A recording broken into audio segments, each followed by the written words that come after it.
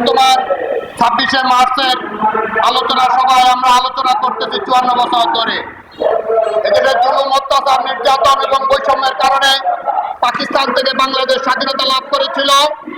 কিন্তু এই 54 বছরও ভারতীয় আগ্রাসী মনোভাব এবং আধিপত্যবাদের কারণে এদেশের স্বাধীনতা অর্জিত হয়নি। তাই বারবার গণ অভ্যুত্থান সংগঠিত হয় এই স্বাধীন সার্বভৌম বাংলাদেশে।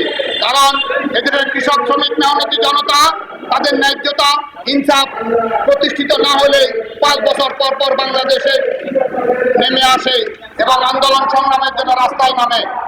কিন্তু 24-এর গণ অভ্যুত্থান এদেশের স্বাধীনতার, ন্যায্যতা এবং ইনসাফের জন্য ফ্যাসিস্ট খুনি হাসিনাকে এদেশ থেকে তাড়িয়েছে এবং এর প্রতিটা স্বৈরাচারকে হটিয়ে এদেশে একটি ন্যায্যতা এবং ইনসাফ ভিত্তিক বাংলাদেশের